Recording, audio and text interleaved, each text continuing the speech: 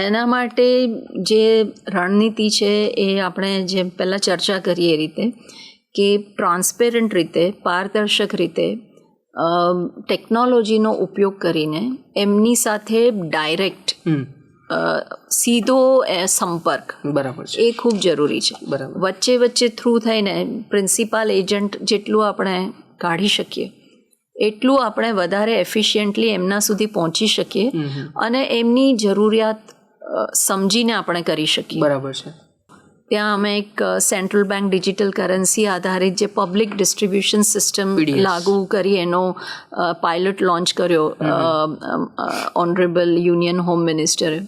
તો એ જ દિશામાં એક બહુ જ અગત્યનું કદમ એ રીતે છે કે લાભાર્થીઓને સીધો આખી યોજનાની વિગત એમના વોલેટમાં મળે અને એમનો આ યોજનાને એમણે કઈ રીતે અમલ કરવો છે એનો કંટ્રોલ એમની પાસે રહે અને સાથે રાજ્ય સરકારનો પણ એટલો સંપર્ક રહે કે રાજ્ય સરકાર જે આશયથી એમને જે લાભ આપવા માંગે છે એ લાભ એ કઈ રીતે લઈ શકે સારામાં સારી રીતે. બરાબર છે.